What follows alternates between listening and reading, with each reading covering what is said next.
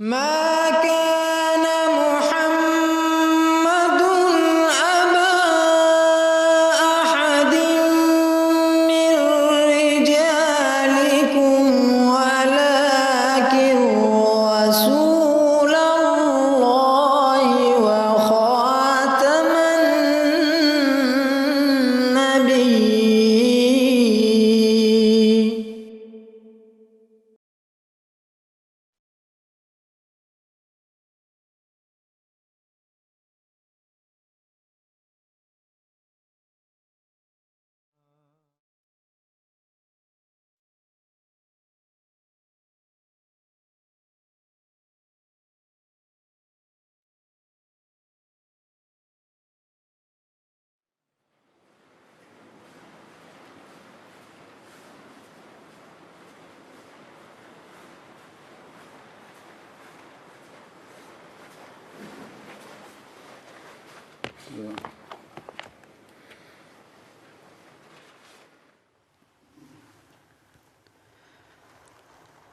الله أكبر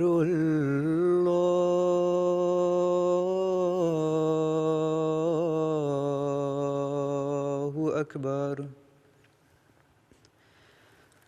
الله أكبر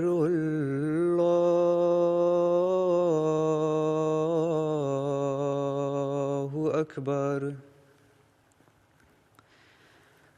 أشهد أن لا إله إلا الله أشهد أن لا إله إلا الله أشهد أن محمدًا رسول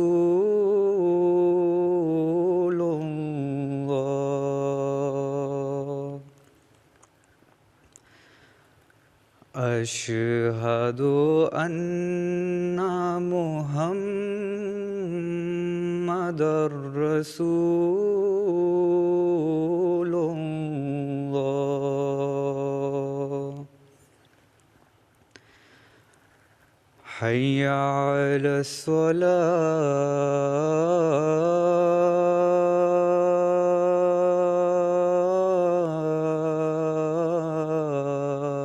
الصلاة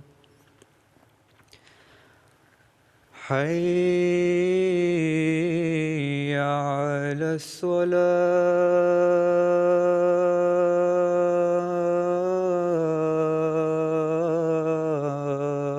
الصلاة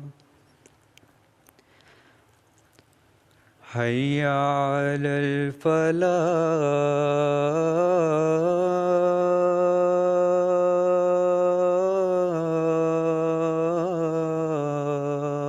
الفلاح حي على الفلاح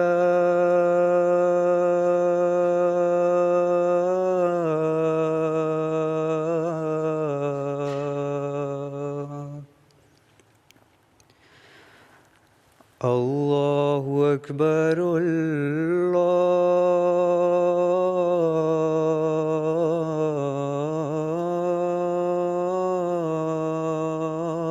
الله أكبر لا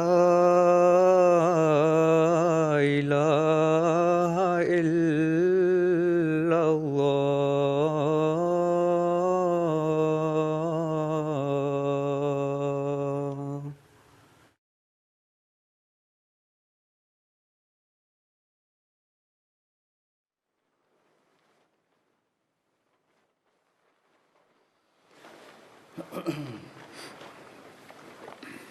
السلام عليكم ورحمة الله.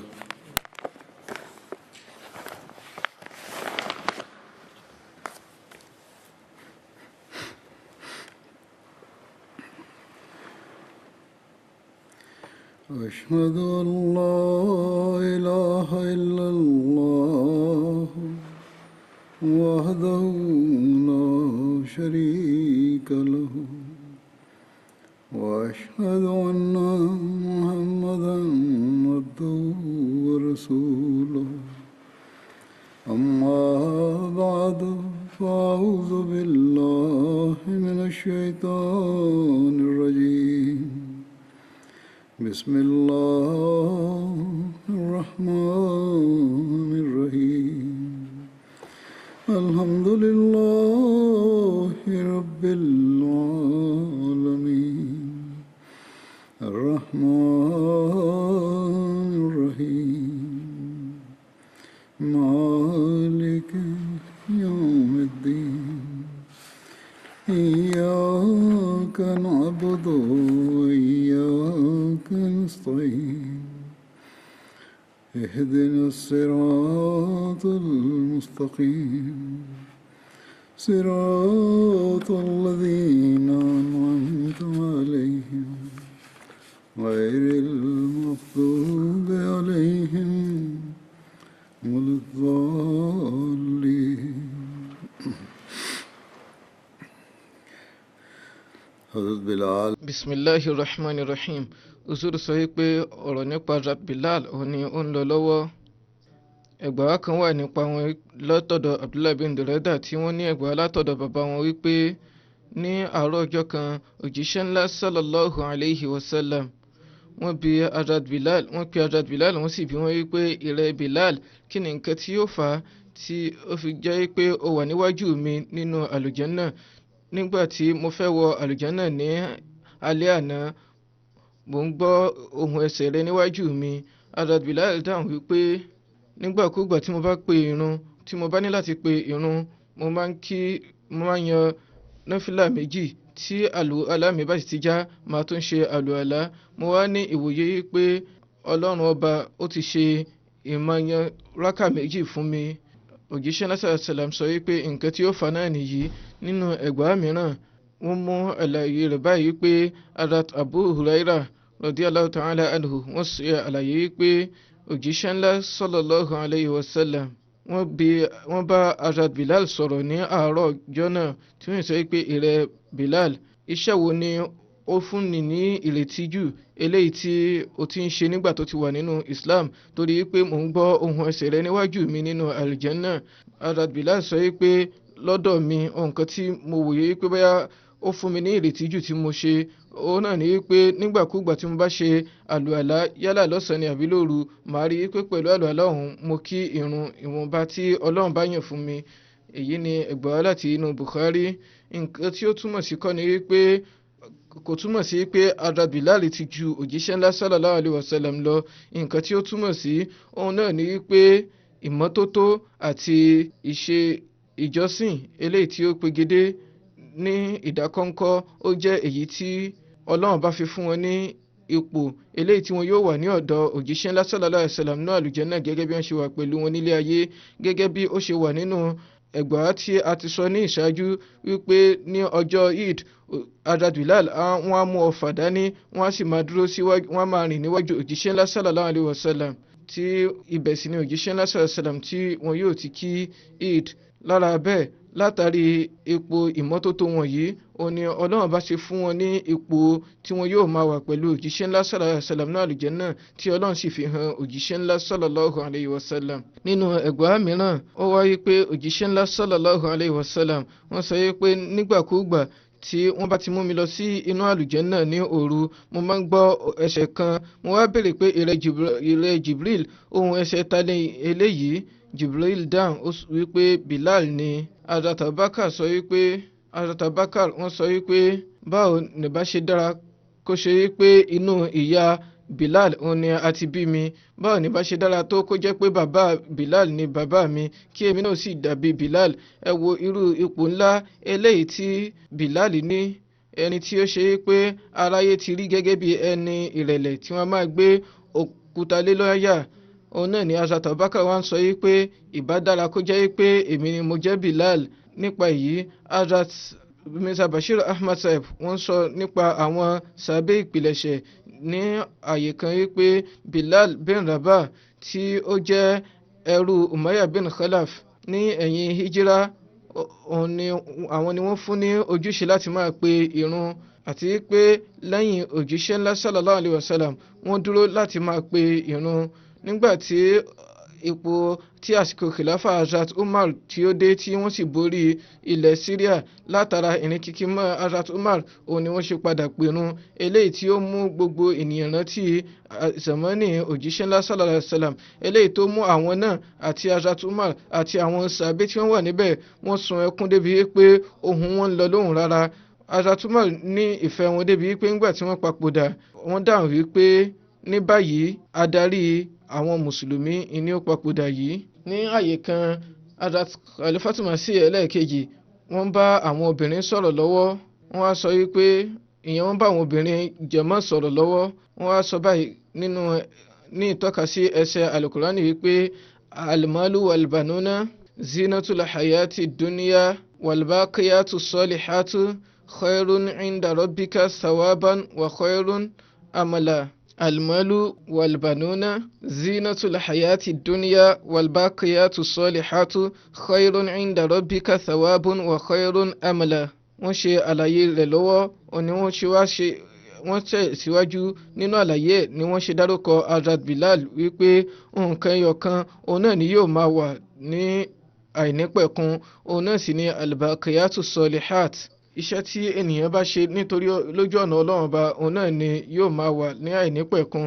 Wọ́n ní lásìkò yìí àwọn ọmọ Abu Hurairah dà ilẹ̀ wọn dà wọn ò ní àmọ́ bóyá wọ́n lọ́mọ àbí wọn ò lọ́mọ àṣìmọ́lẹ̀ wọn ṣùgbọ́n àwọn ẹni tí wọn ò mọ ilé wọn tí wọn ò mọ ọmọ wọn tí wọn ò rí ogún wọn nígbàkúùgbà tí a bá ti dárúkọ wọn a máa sọ wípé Hazrat Abu Hurairah radiyallahu ta'ala anhu wọ́n sọ wípé ọjọ́ díẹ̀ kọjá tí ará Lárúbáwá kan ó wá wípé ìkan náà àwọn ọmọ Bilal òun ni òun jẹ́ tí ẹni ò sì mọ̀ bóyá òdodo ló ń sọ àbí irọ́ ṣùgbọ́n ní àsìkò ọ̀hún ọkàn mi ó ṣe mí bíi kí n fi ẹnu kò lára nítorí pé ó jẹ́ ìkan nínú àwọn ìran ẹni ọ̀hún tí òjíṣẹ́ ńlá sallallahu alaihi wasallam fún ní àǹfààní láti pe ìrun. Ibo ni àwọn ọmọ Bilal wà a ò mọ̀ bóyá wọ́n lọ́mọ àbí wọn ò lọ́mọ ibo sì wọ́n wà báyìí ibo ni ààyè wọn a ò rí ohun ogún ìní wọn kankan àwọn ogún tí wọ́n fi sílẹ̀ sáyé lọ́dà ṣùgbọ́n ìrun tí wọ́n pè ní inú mọ́ṣáláṣí òjíṣẹ́ ńlá sallallahu alaihi wasallam yìí ó wà nílẹ̀ ó sì ń tẹ̀síwájú láti máa wà èyí ni àtúbọ̀tán eléyìí tí kò ní rere tí kò ní pẹ̀kun. Hazrat Bilal wọ́n ní àǹfààní láti mú àrọ́bá 40 wá nínú Bukhari 4 ni ó wá níbẹ̀ ìkan nínú èyí pé òjíṣẹ́ ńlá sallallahu alaihi wasallam sọ wípé ènìyàn 3 òun náà ni ẹni láti máa ni wọ́n jẹ́ olórí láti wọnú àlùjánnà Ali Ammar àti Bilal ó ní ènìyàn láti ṣe ojú kòkòrò wọn nínú àlùjánnà. Ní ààyè wọ́n ṣàlàyé ipò Hazrat Abubakar báyìí ni wọ́n ṣe wá ní ìtọ́ka sí Hazrat Bilal wípé Bilal yìí ó ní adarí wa. Wọ́n ṣe àlàyé ipò Hazrat Abubakar lọ́wọ́ síbẹ̀ náà ni wọ́n ti tọ́ka sí Hazrat Bilal wípé ṣe rí Bilal yìí ó adarí wa ní ṣe tó ìjẹ́ pé ìkan nínú oríire tí Abubakar ṣe ni torí pé àwọn ni wọ́n là wọ́n kúrò lóko ẹrú. Ais bin Amr ó ní ẹgbàá wípé Hazrat Salman Hazrat Suhaib àti Hazrat Bilal wọ́n ní nǹkan tí wọ́n ní lọ́dọ̀ ní inú ìjókòó wọn kan òun ni Abu Sufyan wọlé wá tí àwọn ẹni ọ̀hún sì sọ pé pẹ̀lú orúkọ Ọlọ́run ọba idà Ọlọ́run ọba kò tí ì wọ ọkàn ọ̀tá Ọlọ́run ọba. Báyìí ni wọ́n ṣe dáhùn lóyìn pé ṣé adarí àwọn Kùrẹ́ṣì òun ni ẹ̀ ń sọ nípa rẹ̀ báyìí bí. Báyìí ni wọ́n ṣe bọ́ síwájú báyìí ni Hazrat Abubakar ṣe lọ síwájú òjíṣẹ́ ńlá sallallahu alaihi wasallam lẹ́yìn ìgbà tí wọ́n gbọ́ tí wọ́n sọ ọ̀rọ̀ ọ̀hún wípé àti ìgbà ẹ̀san tó tọ́ lára wọn. Báyìí ni ọ̀rọ̀ yìí kò tẹ́ Hazrat Abubakar lọ́rùn tí wọ́n sì sọ wípé ṣé nípa adarí àwọn Kùrẹ́ṣì òun ni ẹ̀ ń sọ irú ọ̀rọ̀ báyìí bí. Lẹ́yìn náà wọ́n lọ sí iwájú òjíṣẹ́ ńlá sallallahu alaihi wasallam tí wọ́n sì sọ ọ̀rọ̀ ọ̀hún fún wọn. Lórí ẹ̀ òjíṣẹ́ ńlá sallallahu alaihi wasallam sọ wípé ìrẹ́ Abubakar bóyá ìwọ ni o ti bí wọn nínú tó bá jẹ́ pé ìwọ ni o bí wọn nínú dájúdájú o ti bí Ọlọ́run ọba rẹ nínú. Lórí èyí Hazrat Abubakar padà sí ọ̀dọ̀ wọn wọ́n yìí sọ pé ẹ̀yin ọmọ ìyá mi ọ̀wọ́n bóyá mo ti bí yín nínú bí. Nǹkan tí Hazrat Abubakar ṣe torí ẹ̀ lọ òun náà ni pé kí òjíṣẹ́ náà sàlám kí wọ́n lè dá wọn lẹ́kun, ṣùgbọ́n nǹkan tí òjíṣẹ́ náà sàlám fi dá wọn lóhùn òun náà ni pé ó ti bí àwọn ẹni ọ̀hún nú. Látara bẹ́ẹ̀ Hazrat Abubakar náà wòye, ẹ wo ipò tí Hazrat Abubakar wà, pẹ̀lú bẹ́ẹ̀ náà wọ́n tara ṣẹ̀ṣẹ̀ lọ sí ọ̀dọ̀ àwọn aláìní ọ̀hún wípé ẹ̀yin ọmọ ìyá mi ọ̀wọ́n, ṣé mo ti bí yín nú bí? Wọ́n dáhùn wípé rárá o ẹ̀yin ọmọ ìyá wa, kí Ọlọ́run bá kí ó ṣe àforíjì fún yín, kò sí irú ọ̀rọ̀ kankan nínú èyí, tí ìbí wa nínú. Láti ọ̀dọ̀ Abu Musa ní ẹgbàá wa ti wá wípé mo wà pẹ̀lú òjíṣẹ́ ńlá sallallahu alayhi wa sallam nígbà tí wọ́n wà ní ilẹ̀ Jọ̀ránà, ìyẹn tó jẹ́ ilẹ̀ kan láàrin Mẹ́kà sí Mẹ̀dínà. Hazrat Bilal wà pẹ̀lú wọn lọ́jọ́ náà lọ́hùn. Báyìí ni lárúbáwá oko kan ó ṣe wá sí ọ̀dọ̀ òjíṣẹ́ ńlá sallallahu alayhi wa sallam, ó sì sọ yìí pé ìrẹ́ Muhammad, sallallahu alayhi wa sallam, ǹjẹ́ májẹ̀mú tí ẹ ṣe pẹ̀lú mi ẹ ò ní mú ṣẹ níbí? Òjíṣẹ́ ńlá sallallahu alayhi wa sallam dáhùn pé gba ìró ìdùnnú. Báyìí ni lárúbáwá oko yìí ṣe dáhùn yìí pé ẹ̀ ń fún mi ní ọ̀rọ̀ ní ìró ìdùnnú, ọ̀rọ̀ ńlá ni eléyìí. Lẹ́yìn náà òjíṣẹ́ náà sàlám sọ fún wọn dojúkọ Hazrat Abu Musa àti Hazrat Bilal bí ìgbà tí ènìyàn ń bínú, wọn ò wo ọ̀dọ̀ ará oko ọ̀hún mọ́, wọ́n dojúkọ àwọn méjèèjì yìí. Wọ́n yìí sọ pé ẹni yìí ó ti kọ ọ̀rọ̀ ìró ìdùnnú, mò ń fún ní ìró ìdùnnú ó sì ń kọ̀, nítorí náà ẹ̀yin méjèèjì yìí ẹ gba ìró ìdùnnú ọ̀hún. Àwọn méjèèjì dáhùn wípé èrè òjíṣẹ́ Ọlọ́run ọba, a gba ìró ìdùnnú yìí. Lẹ́yìn náà òjíṣẹ́ ńlá sallallahu alaihi wasallam wọ́n béèrè fún ife kan eléyìí tí ó ní omi nínú. Báyìí ni wọ́n ṣe fọ ọwọ́ wọn méjèèjì àti ojú wọn nínú rẹ̀, tí wọ́n sì fọ ẹnu wọn. Wọ́n sì sọ wípé ẹ̀yin méjèèjì ẹ gba eléyìí, kí ẹ mú kí ẹ sì fi bọ́ ojú ara yín, kí ẹ sì fi pa ara yín, kí inú yín ó sì dùn. Báyìí ni wọ́n yìí ṣe gba ife ọ̀hún, tí wọ́n sì ṣe nǹkan tí òjíṣẹ́ ńlá sallallahu alaihi wasallam sọ fún wọn láti ṣe.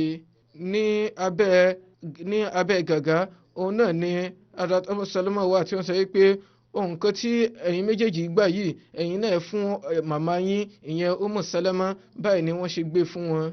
Hazrat Ali bin Abu Talib wọ́n ní ẹgbàá wípé òjíṣẹ́ ńlá sallallahu alayhi wa sallam wọ́n sọ wípé gbogbo òjíṣẹ́ òun ni Ọlọ́run bá máa ń fún ní àwọn aṣojú 7, ṣùgbọ́n 14 ni Ọlọ́run fún èmi. A bèrè wípé ta ni wọ́n? Hazrat Ali dáhùn pé èmi, àwọn ọmọ mi méjèèjì àti Jafar radiyallahu ta'ala anhu àti Hamza àti Abubakar àti Umar àti Musa bin Umair, Bilal, Salman, Miqdad, Abuzar, Ammar, Abdullah bin Mas'ud.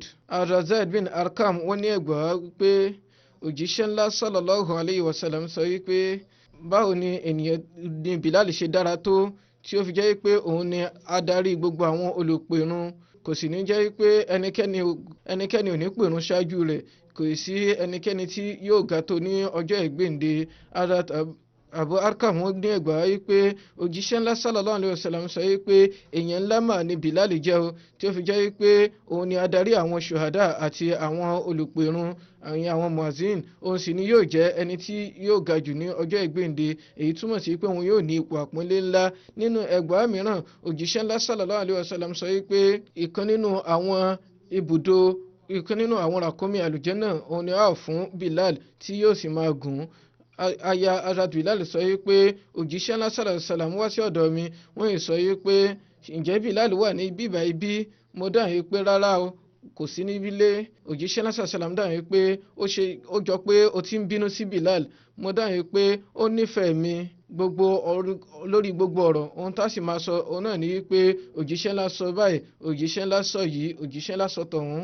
Òjíṣẹ́ ńlá sallallahu alaihi wasallam wọ́n wí fún aya Hazrat Bilal wípé ọ̀rọ̀ tí ó bá dọ́dọ̀ rẹ nípa mi láti ọ̀dọ̀ Bilal òdodo ni yóò jẹ́, tí Bilal ò sì ní sọ ọ̀rọ̀ tí ò tọ́. Nítorí náà má ṣe láéláé bínú sí Bilal, àfàìjẹ́ bẹ́ẹ̀ kò ní sí iṣẹ́ rẹ̀ kankan tí yóò ní ìtẹ́wọ́gbà ní òdiwọ̀n ìgbà tí ó bá sì ń bínú sí Bilal lọ́wọ́. Hazrat Abu Hurairah ní ẹgbàá wípé òjíṣẹ́ ńlá sallallahu alayhi wa sallam sọ wípé àpẹẹrẹ Bilal ó dàbí kòkòrò oyin ni, tó ṣe wípé nǹkan tí ó dùn òun ni oúnjẹ, nǹkan tí ó sì ń jáde lára rẹ̀ ohun kan tí ó dùn ni nígbà tí gbogbo rẹ̀ tí ó bá sì ní àkójọ á jẹ́ ohun aládùn tó pegedé. Aya Hazrat Bilal wọ́n ní ẹgbàá wípé nígbà tí Hazrat Bilal bá sùn sórí ibùsùn wọ́n á máa ṣe àdúrà yìí wípé Allahumma tajawuz an sayyiati wa anzilni millati, ìrẹ Olúwa mi o ṣe àforíjì àwọn ẹ̀ṣẹ̀ mi fún mi kí o sì ṣe àforíjì fún mi lórí àwọn kùdìẹ̀kudiẹ mi. Hazrat Bilal wọ́n ní ẹgbàá wípé òjíṣẹ́ ńlá sallallahu alayhi wa sallam sọ fún mi wípé ìrẹ Bilal kú gẹ́gẹ́ bí aláìní, má ṣe papòdà gẹ́gẹ́ bí ọlọ́rọ̀. Papòdà gẹ́gẹ́ bí aláìní, má ṣe papòdà gẹ́gẹ́ bí ọlọ́rọ̀. Mo dáhùn pé báwo ni yóò ṣe ṣe wípé kí n papòdà ní gẹ́gẹ́ bí aláìní kí n má papòdà gẹ́gẹ́ bí ọlọ́rọ̀. Òjíṣẹ́ ńlá sallallahu alayhi wa sallam sọ wípé ohun ìní tí Ọlọ́run bá ti fún ọ kí o rí i pé o bójútó nǹkan tí o bá sì ń béèrè tí wọ́n bá bí ọ kó o má ṣe kọ̀. Mo dáhùn pé èrè òjíṣẹ́ Ọlọ́run ọba tí mi bá lè ṣe eléyìí kí ni nǹkan tí yóò ṣẹlẹ̀. Òjíṣẹ́ ńlá sallallahu alayhi wa sallam dáhùn wípé nǹkan tí yóò di nǹkan tí wà ní láti ṣe nìyí, àfẹ̀jẹ́ bẹ́ẹ̀ ibùdó yóò jẹ́ ibi iná. Èyí túmọ̀ sí pé ẹnikẹ́ni tí ó bá tọrọ lọ́dọ̀ rẹ o ò gbọ́dọ̀ tì dànù, o ò gbọ́dọ̀ lé dànù. Kì í ṣe pé kó o má ṣe náwó, wà ní láti náwó náà. Nípa ìpapòdà Hazrat Bilal nígbà Hazrat Umar ni ó wáyé ní ọdún 20 hijiri. Àwọn kan ní ilẹ̀ Syria, àwọn kan ní ilẹ̀ Kalbi ni. Àwọn kan sọ pé nígbà tí wọ́n papòdà ní ọdún 18 hijiri ni tí wọ́n sì sin wọ́n sí ilẹ̀ Damascus. Hazrat Khalifatu Masih ẹlẹ́ẹ̀kejì radiyallahu ta'ala anhu wọ́n ṣe àlàyé nípa ipò Hazrat Bilal. A ti sọ díẹ̀ lórí èyí ní àtẹ̀yìnwá ṣùgbọ́n nítorí pé ó ń lọ ní ṣísẹ̀ntẹ̀lé, nítorí náà ó ṣeéṣe kí àwọn ọ̀rọ̀ mìíràn kí èèyàn tún sọ ní ibi báyìí. Hazrat Bilal wọ́n jẹ́ ará ilẹ̀ Abyssinia tí wọn ò sì gbọ́ èdè Lárúbáwá dáadáa. Wọ́n máa ń sọ Lárúbáwá ṣùgbọ́n wọ́n máa ṣe ọ̀pọ̀lọpọ̀ àṣìṣe bíi pé àwọn ará ilẹ̀ Abyssinia wọ́n máa pe shin ní sin. Torí náà ìgbà tí wọ́n bá ń pe ìrun kàkà kí wọ́n pe àṣehádú wọ́n á pe àsádú.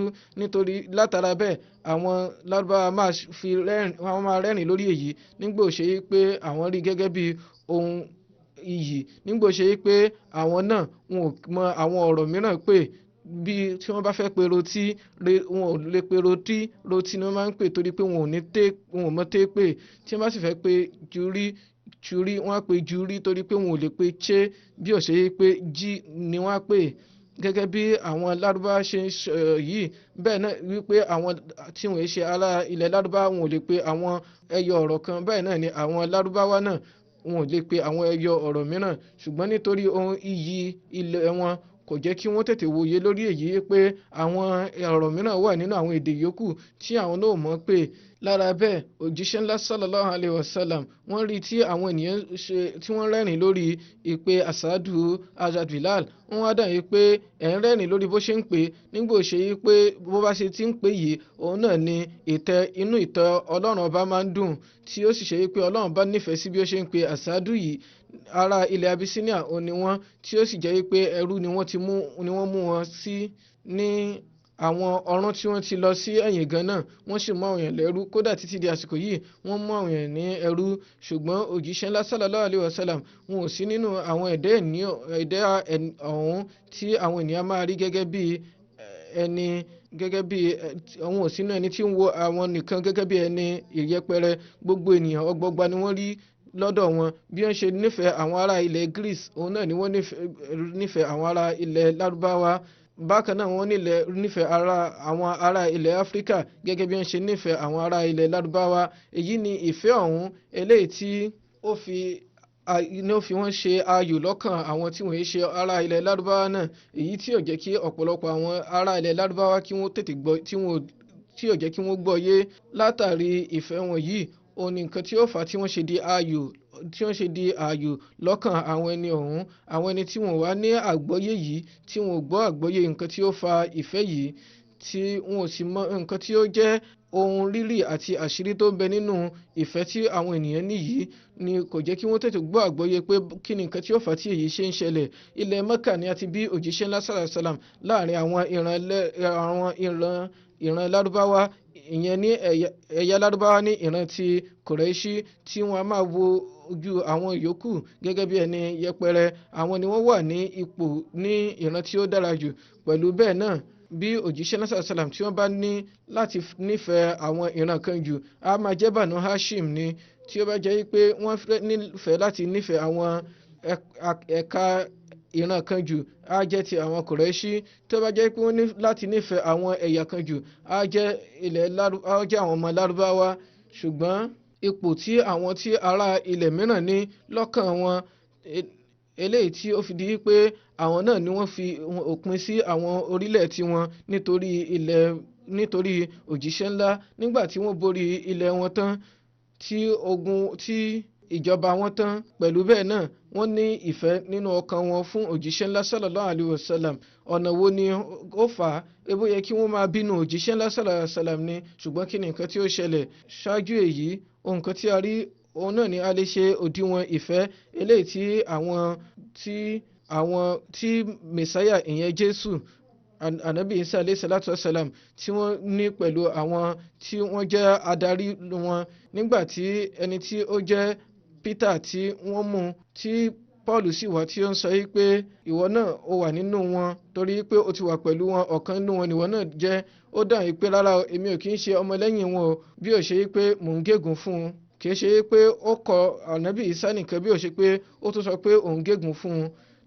Èyí kò ní ròyìnròyìn kankan nínú wípé àwọn ẹmẹ̀wà òjíṣẹ́ ńlá sallallahu alaihi wasallam wọn a máa nífẹ̀ẹ́ wọn. Àwọn tí wọ́n jẹ́ ẹmẹ̀wà Ànábì Isa náà wọn a máa nífẹ̀ẹ́ wọn. Ṣùgbọ́n nígbà tí ọwọ́ tẹ Peter níwájú àwọn ìjọba Rome níṣe ni ó kọ tí kò kọ àwọn ìyókù tí wọ́n mú àwọn ẹmẹ̀wà wọn ò kọ Ànábì Isa, ìyẹn wọn ò kọ Jésù nígbà tí ọwọ́ àwọn ìjọba sì tẹ̀ wọ́n. Ṣùgbọ́n nígbà tí wọ́n fi wọ́n sí orí àgbélébù gbogbo wọn ni wọ́n dẹ̀yìn. Torí náà èyí jẹ́ ọ̀nà ìfẹ́ eléyìí tí ó ń bẹ láàrin àwọn tí wọ́n jẹ́ àwọn ènìyàn wọn ìyẹn fún Ànábì Isa. Ṣùgbọ́n wá jẹ́ ká wo àwọn ti ẹrú tí wọ́n nígbàgbọ́ ní òjíṣẹ́ ńlá sallallahu alaihi wasallam. Bilal tí ó jẹ́ ẹrú láti ilẹ̀ Abyssinia, ìfẹ́ tí ó ní sí òjíṣẹ́ ńlá sallallahu alaihi wasallam òun náà ní nǹkan tí a ti rí débi wípé ó lapa lára ara Bilal lọ́pọ̀lọpọ̀. Ní ọ̀dọ̀ àwọn kan ní ojú ògèrè lásán wọn a máa fi ìfẹ́ wọn hàn, ṣùgbọ́n lódodo wọ́n ní nǹkan mìíràn, ó ní ibi tí ìfẹ́ ọ̀hún dé nínú ọkàn wọn. Ṣùgbọ́n nǹkan tí à ń rí òun náà ni wípé ìfẹ́ tí òjíṣẹ́ náà sàlám ní fún Bilal tí kìí ṣe kùrẹ́ṣí bí ó ṣe pé ó jẹ́ ẹrú tí gbogbo àwọn ilẹ̀ lárúbáwá wọn a máa bínú sí ìfẹ́ tí wọ́n ní sí wọn, tí òjíṣẹ́ ńlá ní sí wọn. Ẹ jẹ́ kí a wò, ṣé ohun àfojúhàn ni àbí ohun tí ó wọ inú ọkàn dẹ́dẹ́? Ṣé ohun ògèrè lásán ni àbí ìfẹ́ òdodo? Àwa fúnra wa a ò lè ṣe òdiwọ̀n rẹ̀. Tí a bá fẹ́ ṣe àyẹ̀wò yìí ọ̀dọ̀ Bilal òun náà ni a ó ti rí, òun ni ó lè ṣe àyẹ̀wò òun fúnra rẹ̀ nípa ìṣẹ̀lẹ̀ yìí, èyí tí ó ti jẹ́ pé ọdún 13 ó ti kọjá lé lórí. Báwo ni a ṣe fẹ́ ṣe àgbéyẹ̀wò rẹ̀ lọ́dọ̀ tiwa? Nǹkan tí a rí òun náà ni pé kí ni Bilal gbọ́yé nínú ìfẹ́ wọn, èyí tí í ṣe ìfẹ́ òdodo tí òjíṣẹ́ ńlá sallallahu alaihi wasallam ní sí Hazrat Bilal. Kí ni nǹkan tí Hazrat Bilal gbọ́yé nípa rẹ̀? Ìbéèrè ọ̀rọ̀ yìí kọ́ ni pé kí ni èmi gbọ́yé o, àbí àwọn ènìyàn tí wọ́n ti wà ní àwọn ọ̀run ṣáájú wa kí ni wọ́n gbọ́yé, àbáwọn tí wọ́n wà ní inú ọ̀run ṣáájú tí wọ́n pé kí ni wọ́n gbọ́yé. Kì í ṣe ọ̀rọ̀ pé kí ni àwọn sàábé gbọ́yé bí ó ṣe pé ọ̀rọ̀ yìí pé nǹkan tí a ní láti bójútó kí a fi ọ̀rọ̀ gbogbo nǹkan tí ará yòókù tí wọ́n bá gbọ́yé kí a fi lélẹ̀, kí a fi nǹkan tí àwọn sàábé òjíṣẹ́ ńlá àti àwọn tí wọ́n wà pẹ̀lú wọn tí wọ́n gbọ́yé lélẹ̀, kí a mọ̀ pé kí gan ni Bilal fúnra rẹ̀ gbọ́yé, kí a sì bo ojú wò pẹ̀lú ọ̀rọ̀ yìí. Èyí tí òjíṣẹ́ ńlá sàlám sọ tí a ti sọ ní ìṣáájú wípé ẹ̀yin ṣe ẹ̀fẹ̀ ẹ̀ńrẹ́rìn lórí àsádú tó ń pè àbí nígbò ìṣe pé inú Ọlọ́run ọba ń dùn lórí ìtẹ́ bí ó ṣe ń gbọ́ bí ó ti ń pè é. Ó nífẹ̀ẹ́ àsádù rẹ̀ ju àṣehádù tiyín lọ. Torí náà ṣé ọ̀rọ̀ irú èyí, ṣé ọ̀rọ̀ ìfẹ́ ojú òkèrè ni àbí àtọkànwá? Ṣé ojú lásán leléyìí ni àbí tí ó mọ́kàn dẹ́dẹ́ tí wọ́n fi ń sọ wípé ọlọ́run bá nífẹ̀ẹ́ àṣáádù wọn ju àṣáádù lọ. Kí wá ní nǹkan tí Bilal gbọ́yé nípa rẹ̀? Nǹkan tí Bilal mú jáde nípa rẹ̀ òun ni wípé wọ́n rántí pé àwọn èṣe ara ìran wọn, bí ó ṣe pé àwọn wà ní ìran tí ó ṣe wípé àwọn ènìyàn mú lẹ́rú. Látara bẹ́ẹ̀ àwọn ní àǹfààní láti gba irú ìfẹ́ yìí. Wọ́n ní pẹ̀lú bí Hazrat Bilal gbọ́ yéye pé pẹ̀lú bí àwọn ṣe jẹ́ ara ìran mìíràn tí ó sì jẹ́ ìran tí àwọn ènìyàn mú gẹ́gẹ́ bí ẹrú, pẹ̀lú bẹ́ẹ̀ náà òjíṣẹ́ náà sàlám ní irú ìfẹ́ yìí sí mi. Ọ̀pọ̀lọpọ̀ àsìkò òun ni ó ti lọ lórí ìṣẹ̀lẹ̀ yìí. Àwọn ẹni náà tó ń sọ wípé mamati lillahi rabbil alamin, ìyẹn òjíṣẹ́ náà sàlám tí wọ́n máa ń sọ ọ̀rọ̀ yìí wípé mamati lillahi rabbil alamin, wípé ikú mi náà tí ọlọ́run ọba ní í ṣe, ọlọ́run ọba tí í ṣe ọba gbogbo àgbáńlá ayé. Nígbà tí òjíṣẹ́ náà sàlám tí wọ́n papòdà tán, tí àwọn ìjọba mìíràn bọ́ sílẹ̀, tí àwọn ènìyàn mìíràn tí wọ́n bọ́ sílẹ̀, tí sàmánì yàtọ̀, tí àwọn ìjọba ti yàtọ̀, tí ọ̀pọ̀lọpọ̀ nǹkan ti yí dà. Àwọn sàábé mìíràn tí wọ́n ti ṣe ìrìn àjò lọ sí ọ̀pọ̀lọpọ̀ ilẹ̀, ọ̀pọ̀lọpọ̀ ibùsọ̀ ayé, lẹ́yìn ọ̀pọ̀lọpọ̀ ìyàtọ̀ ti bá àwọn sàábé ọ̀hún náà nígbà tí òjíṣẹ́ náà sàlám papòdà. Wọ́n ti ṣe ìrìn àjò lọ sí ilẹ̀ Syria, wọ́n lọ sí ilẹ̀ Damascus. Ní ọjọ́ kan àwọn ènìyàn kórajọ ní ilẹ̀ Damascus, Hazrat Bilal náà wà níbẹ̀. Àwọn ènìyàn kórajọ sọ́dọ̀ wọn. Wọ́n yìí sọ wípé nígbà òjíṣẹ́ ńlá sallallahu alaihi wasallam, Hazrat Bilal wọn a máa pe ìrun. Àwa náà a fẹ́ kó ṣe wípé kí Bilal kí ó pe ìrun lẹ́ẹ̀kan sí i. Wọ́n sọ fún Bilal, Hazrat Bilal kọ̀ wípé àwọn ò lè pe ìrun. Bilal dáhùn wípé lẹ́yìn òjíṣẹ́ ńlá sallallahu alaihi wasallam mi ò tún pe ìrun mọ́, nítorí wípé nígbàkúgbà tí n bá ti fẹ́ láti pe ìrun, màá máa rántí sànmọ́nì oníbùkún òjíṣẹ́ ńlá sallallahu alaihi wasallam tí a máa mú mi lọ́kàn dẹ́dẹ́. Látara bẹ́ẹ̀ kò kí ń jẹ́ kí n lè pe ìrun, ó máa ń kọjá ohun kan tí mo lè gbà mọ́ra. Hazrat Umar náà, àwọn náà wá sí ilẹ̀ Damascus ní àsìkò ọ̀hún. Ó ṣẹlẹ̀ wípé àsìkò ìgbà tí wọ́n ṣe ìrìn àjò lọ síbẹ̀ ni. Báyìí ni àwọn ènìyàn sọ fún Hazrat Umar wípé kí wọ́n sọ fún Hazrat Bilal láti pe ìrun. A wà nínú àwọn ènìyàn tí ó ṣe wípé àwa náà ti rí òjíṣẹ́ ńlá sallallahu alaihi wasallam tí etí wa sì ń fẹ́ láti gbọ́ kí Hazrat Bilal kí ó pe ìrun. À ń fẹ́ kí ó ṣe wípé ìgbà òjíṣẹ́ ńlá sallallahu alaihi wasallam kó wá sí ọ̀dọ̀ wa, kí ìwòye ìgbà náà kí ó tún bọ́ wá lọ́kàn. Látara bẹ́ẹ̀ a fẹ́ kí Hazrat Bilal kí ó pèrun kí a lè rántí ìsọ̀mọ́nì ọ̀hún dáadáa. Àwa ní ẹni ọ̀hún tí ó ṣe wípé a ní àwọn ènìyàn tí ó ṣe wípé wọn ò gbọ́ àsìkò wọn ò wà lásìkò òjíṣẹ́ náà sàlám, àwọn kò gbọ́ ìró nípa rẹ̀ ni. Ọkàn tí wọ́n náà ń fẹ́ láti gbọ́ ìró ọ̀hún, wọ́n fẹ́ láti gbọ́ ohùn ẹni tó máa ń pe ìrun tí òjíṣẹ́ náà sàlám máa ń gbọ́. Látara bẹ́ẹ̀ Hazrat Umar wọ́n pe Hazrat Bilal wípé àwọn ènìyàn fẹ́ kí ó ṣe wípé ẹ̀yin náà ẹ pe ìrun. Wọ́n dáhùn wípé ẹ̀yin ni kàlífà àsìkò, ní abẹ́ ìwúrí yín ó ní màá ṣe pe ìrun, ṣùgbọ́n ọkàn mi ò lè gbà á. Mò ń sọ eléyìí sílẹ̀. Hazrat Bilal dìde, wọ́n sì gbé ohùn rẹ̀ lókè rárá, wọ́n pe ìrun ní ọ̀nà tí wọ́n ṣe máa ń pe ìrun nígbà òjíṣẹ́ ńlá sallallahu alaihi wasallam. Bí wọ́n ṣe rántí sàmọ́nì òjíṣẹ́ ńlá sallallahu alaihi wasallam, báyìí ni ó di pé àwọn sàábé wọn tí wọ́n wà ní ilẹ̀ Lárúbáwá káàkiri wọ́n bẹ̀rẹ̀ sí ní omijé lé lójú wọn, tí ó sì di pé àwọn kan ké lóhùn rárá nínú wọn. Hazrat Bilal wọ́n tẹ̀síwájú láti máa pe ìrun. Àwọn ènìyàn sì ọ̀rọ̀ yìí ó ń wọ ọkàn àwọn ènìyàn tí ó sì mú wọn dẹ́dẹ́ nípa ìrántí sàmọ́nì òjíṣẹ́ náà sallallahu alaihi wasallam.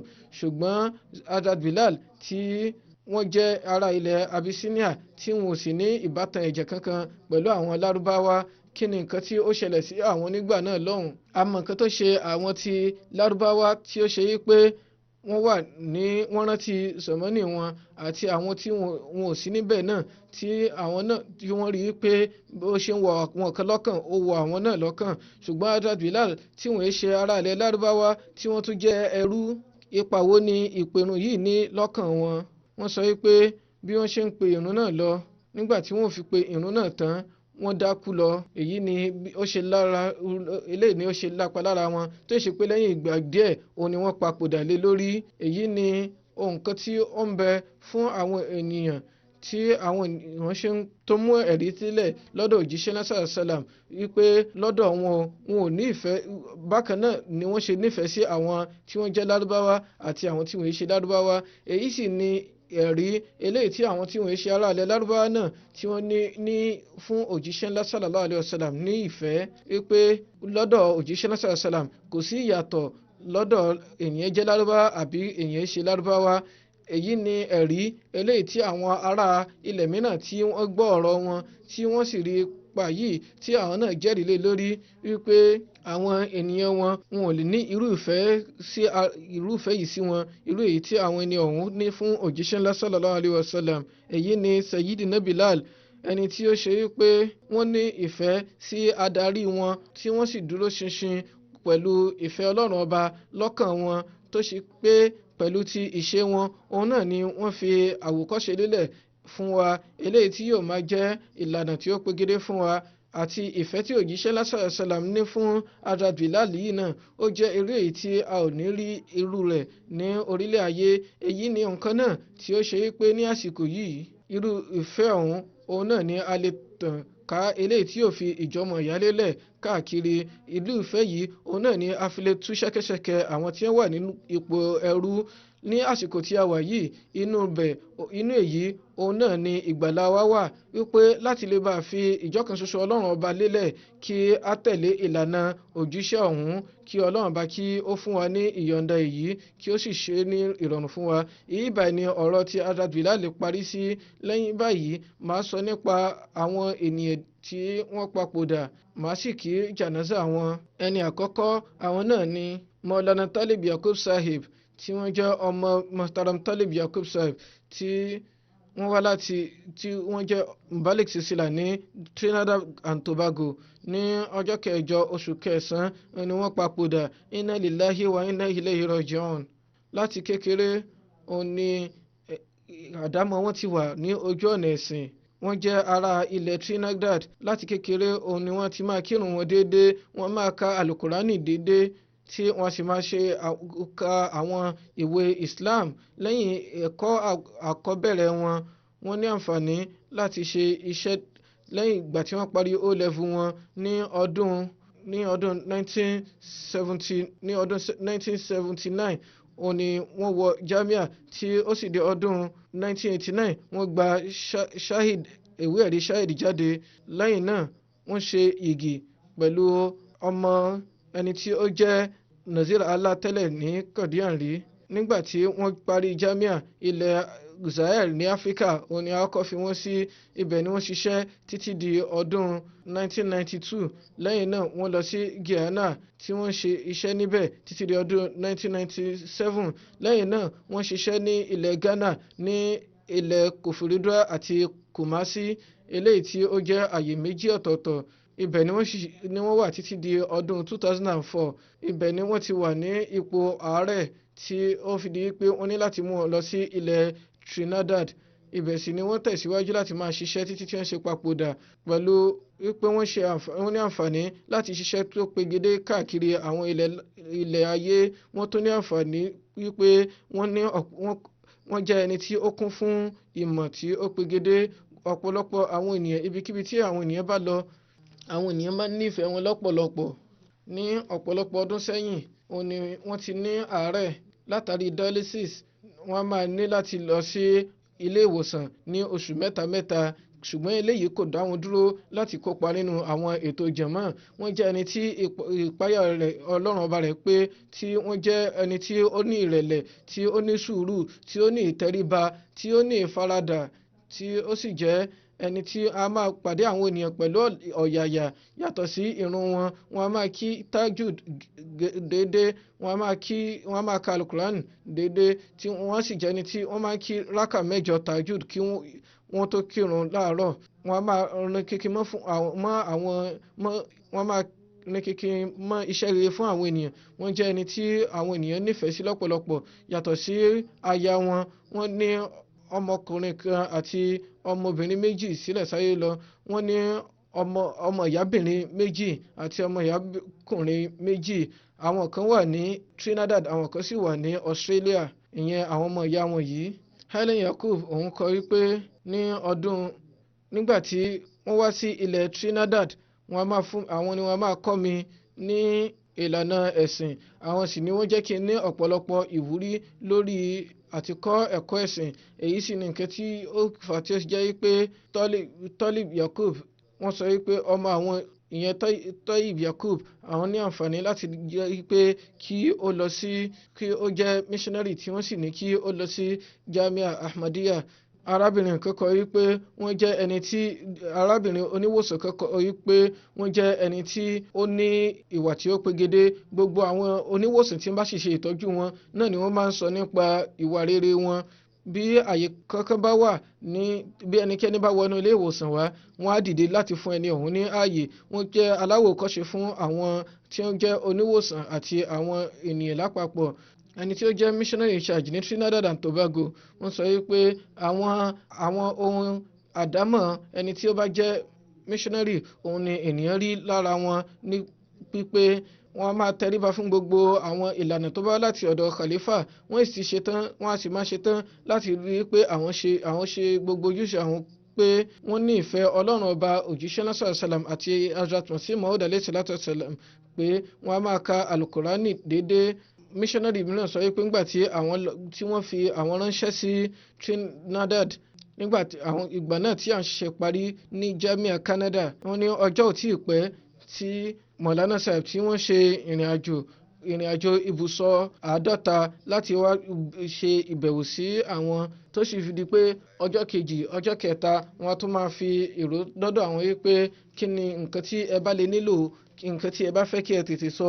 Látara bẹ́ẹ̀ wọ́n tún máa fún àwọn ní ọ̀rọ̀ ìyànjú tọmọdé tàgbà, òun ni wọ́n ní ìfẹ́ sí pẹ̀lú.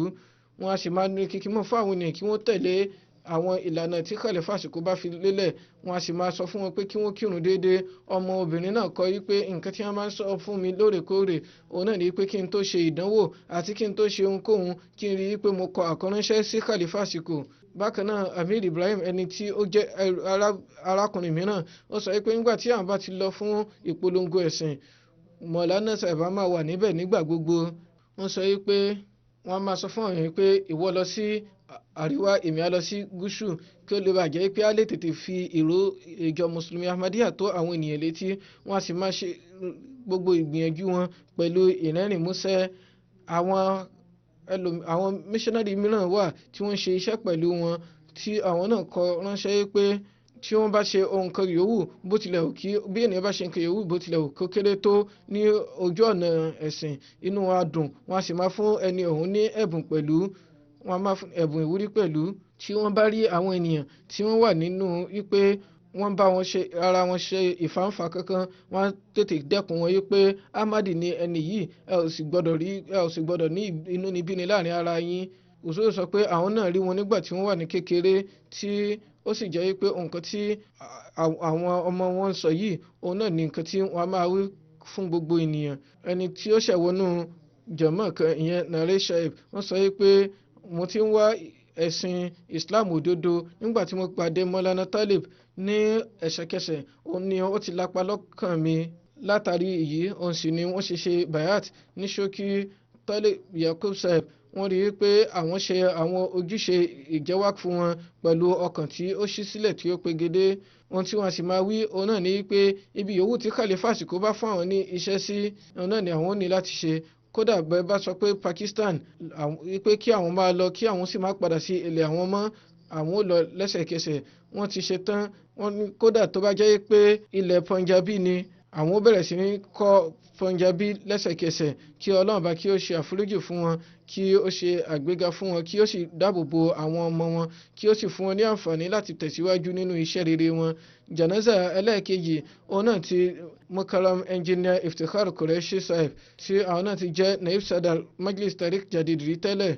Ọlọ́run bá fún wọn ní ẹ̀mí gígùn. Ní ọjọ́ kẹta oṣù kẹfà ni wọ́n papòdà ní ọmọ ọdún 119 inna lillahi wa inna ilayhi raji'un. Mukhtar Qureshi Sahib òun ni orúkọ wọn tẹ́lẹ̀ rí. Iftikhar Ali Sahib ní ilẹ̀ India òun ni a ti bí wọn tí wọ́n sì ṣe wọ́n kọ́ ẹ̀kọ́ mẹ́wàá wọn jáde níbẹ̀. Lẹ́yìn náà nígbà tí wọ́n kọ́ ilé ẹ̀kọ́ gíga sí àgbẹ̀ wọn, wọ́n ṣe ẹ̀kọ́ civil engineer, wọ́n kẹ́kọ̀ọ́ civil engineering ní ilé ẹ̀kọ́ gíga. Ní àsìkò ìgbà tí wọ́n wà ní ilé ẹ̀kọ́ ó ní wọ́n wà ní àǹfààní láti wọ inú ìjọ mùsùlùmí Ahmadiyya.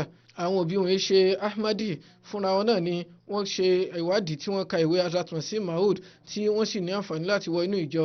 Ìgbà tí ìró wọn tí ó dé ọ̀dọ̀ bàbá wọn Iftikhar Ali Sahib, wọ́n máa lọ sí ọ̀dọ̀ ẹ̀gbọ́n bàbá wọn ni wọ́n ń gbé tẹ́lẹ̀. Nígbà ṣe pé wọn ò kí ń ṣe Ahmadi, báyìí Qureshi Iftikhar Ali Sahib wọ́n máa fún àwọn ẹni ọ̀hún náà ní ìwé jẹ̀mọ́ dáadáa tí wọ́n sì máa rí pé àwọn pín àwọn pamphlet láàrin àwọn ènìyàn. Àwọn ìwé tí Iftikhar Ali Sahib tí wọ́n ní àǹfààní láti kà lójú ọ̀nà, ìgbà tí wọ́n délé wọ́n kó fún bàbá wọn náà láti kà. Nígbà tí wọ́n wọ Tansen College, wọ́n ní àǹfààní láti bẹ̀rẹ̀ sí ní ṣe ìpolongo ìjọ mùsùlùmí Ahmadiyya, tí ohunkóhun tí àwọn ènìyàn bá sì béèrè wọ́n á máa fún wọn ní ìdáhùn bí ó ti tọ́ àti bó ti yẹ. Ní àsìkò ọ̀hún, òun náà ni wọ́n ní àǹfààní láti pàdé Hazrat Khalifatul Masih ẹlẹ́ẹ̀kejì, tí wọ́n sì bí wọ́n ní àwọn ìbéèrè kọ̀ọ̀kan tí Huzur dáhùn wípé ìbéèrè rẹ̀ ó wà ní ṣókí, ṣùgbọ́n ìdáhùn rẹ̀ ó jẹ́ èyí tí ó gbọ́dọ̀ wà ní ẹ̀kúnrẹ́rẹ́.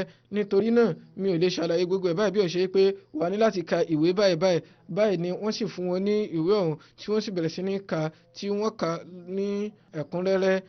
Lẹ́yìn ìgbà náà òun ni wọ́n ṣe bayat fúnra wọn.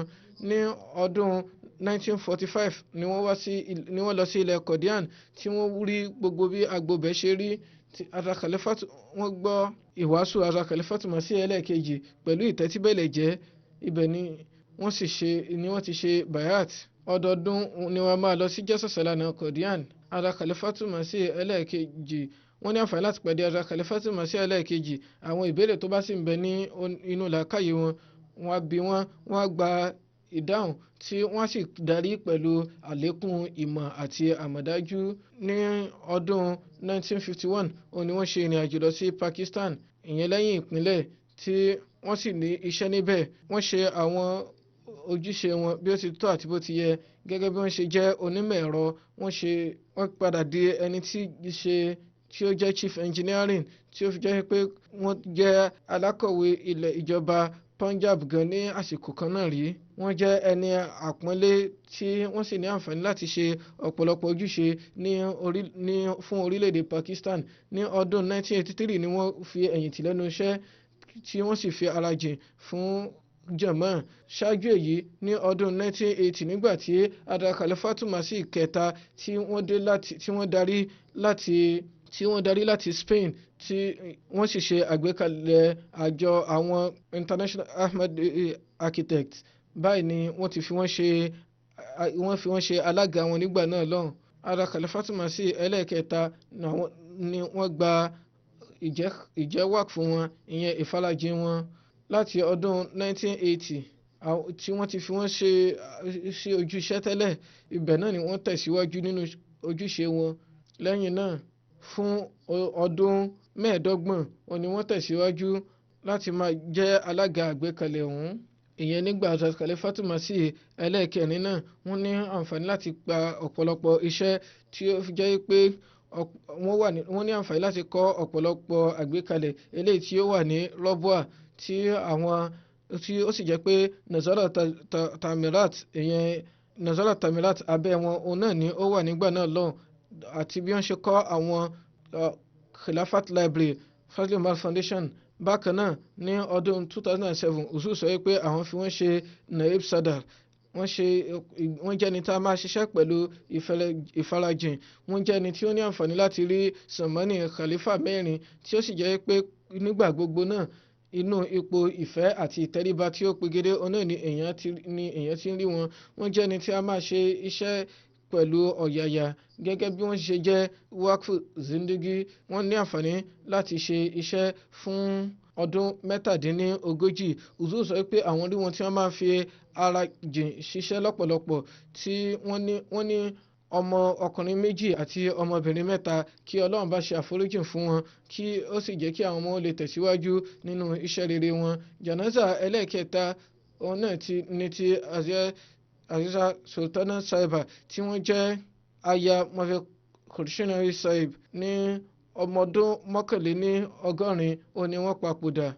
Wọ́n jẹ́ ọmọ sàbẹ̀ Hazrat Masih Maud alayhi kan. Láti kékeré òun náà ni wọ́n ti máa bójútó ìrun kíkí. Wọ́n sì lo gbogbo ìgbésí ayé wọn pẹ̀lú ipò ìrẹ̀lẹ̀, tí wọ́n sì jẹ́ ẹni tá a máa gbàlejò àwọn ènìyàn lọ́pọ̀lọpọ̀. Wọ́n ṣe àránṣe fún ọkọ wọn lẹ́nu iṣẹ́, eléyìí tí ó fi jẹ́ wípé gbogbo ètò ìpàdé àti ìgbàlejò eléyìí tí Mufti Saheeb bá ní láti ṣe, wọ́n máa ṣe àránṣe fún wọn.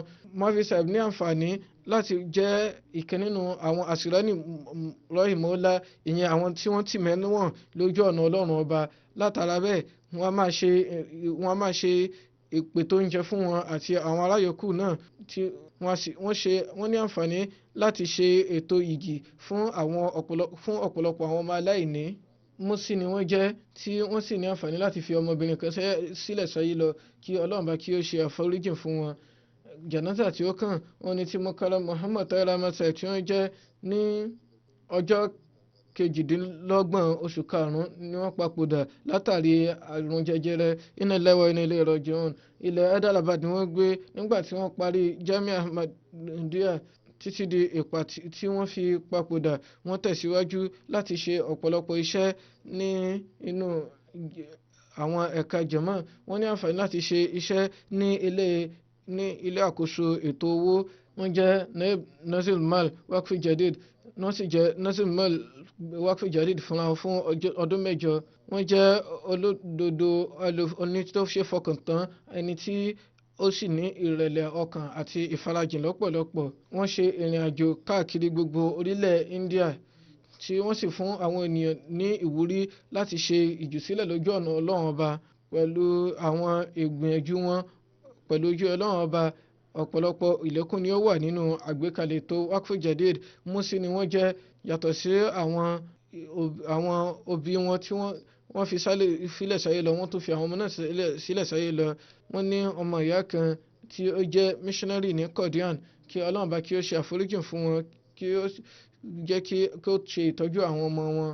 Jánásà tí ó kàn ó ní ti Aziza Muhaqqiq Ahmad ọmọ Mirza Khalil Ahmad Beg Saheeb tí wọ́n jẹ́ olùkọ́ ní Jamia Ahmadiyya International ní Ghana. Ọmọ náà papòdà ní ọmọ ọdún 13. Inna lillahi wa inna ilayhi raji'un. Láti kékeré ni ó ti máa ń kírun déédéé, tí wọ́n sì jẹ́ ẹni tí ó máa ń tọ́jú àwọn àbúrò rẹ̀. Ó jẹ́ ẹni tí àdámọ́ rẹ̀ tí ó pegedé. Ó ní àǹfààní láti há ìpín 6 nínú alukurani nígbà tó wà ní Ghana, tí ó ní àwọn òbí àti àwọn àbúrò tí wọ́n fi sílẹ̀ sáyé lọ. Àwọn ọmọ àbúrò rẹ̀ méjèèjì àwọn náà jẹ́ wákfù náà. Bàbá wọn tí wọ́n jẹ́ Mirza Khalil, bàbá wọn tí wọ́n jẹ́ Mirza Khalil Beg, àwọn náà wọ́n ní àǹfààní láti ṣe iṣẹ́ ní Jamia Ahmadiyya International Ghana. Olùkọ́ mìíràn láti ibẹ̀ ọ̀nà kan ló ń ṣe pé Akil Saheeb ó jẹ́ ẹni tí gbogbo ènìyàn nífẹ̀ẹ́ sí, tí ó ṣe pé ènìyàn máa rántí ìrẹ́rìn músẹ́ rẹ̀ nígbà gbogbo. A máa wá láti kírun déédéé, tí ó sì jẹ́ ẹni tí ó nífẹ̀ẹ́ alukurani lọ́pọ̀lọpọ̀. Yàtọ̀ sí àwọn ètò ẹ̀kọ́ rẹ̀, ó ń há alukurani náà lọ́wọ́. Tí ó bá jẹun tá a máa sábà lọ sí mọ́ṣáláṣí láti lọ ṣe àgbéyẹ̀wò alukurani rẹ̀. Lẹ́yìn ìgbà tí ó bá darí láti ilé ìwé, a rí i pé òun há àwọn ibìkan nínú alukurani kí ó tó sùn. Ó sì máa ń sọ pé tí òun bá dàgbà òun yóò di mọ̀rọ́bí sílsílà, kí Ọlọ́run bá kí ó fún ní àǹfààní, kí Ọlọ́run bá kí ó ṣe àforíjì fún, kí ó ṣe àgbéga ipò rẹ̀, kí ó sì fún àwọn òbí rẹ̀ ní sùúrù. Ní àwọn àsìkò yìí àwọn jánásà máa wá dáradára, tí àwọn èèyàn sì máa tọrọ wípé kí àwọn èèyàn kí jánásà wọn, kí àwọn ní àǹfààní láti kí jánásà wọn. Ṣùgbọ́n àwọn ènìyàn tí àwọn díẹ̀ òun náà ni a ní láti kí jánásà wọn. Àwọn yòókù tí wọ́n wá ní ibi báyìí máa kàn ní láti máa dárúkọ wípé àwọn jánásà tí wọ́n bá wà ní ibi báyìí máa fi wọ́n kún wọn, tí máa sì kí wọn papọ̀, kí Ọlọ́run bá kí ó ṣe àforíjì fún gbogbo wọn lápapọ̀. Àwọn ènìyàn tí wọ́n sì ti ń fi ewúro náà ránṣẹ́ láti kí jánásà wọn, kí Ọlọ́run bá kí ó jẹ́ kí wọ́n pàdé àwọn ẹni wọn lọ́run ní ọ̀nà tí ó dára, kí ó sì fún àwọn tó wà ní ilé ayé ní àǹfààní láti tẹ̀síwájú nínú iṣẹ́ rere. Ní ṣókí, lẹ́yìn Jímọ̀ máa kí jánásà gbogbo wọn, inshallah.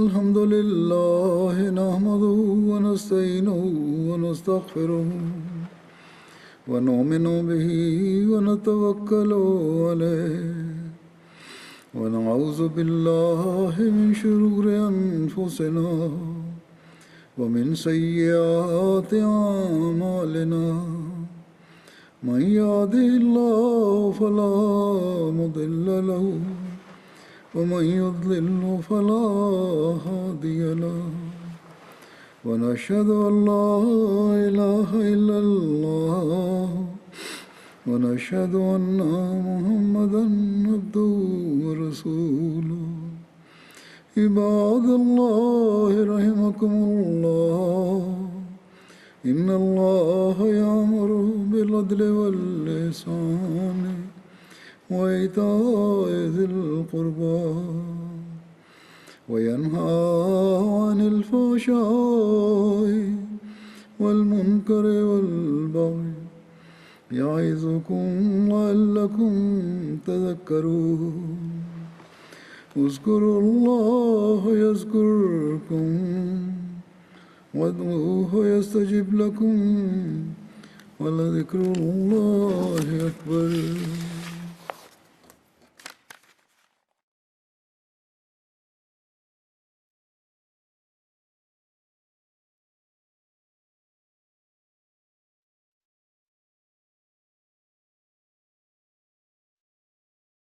ما كان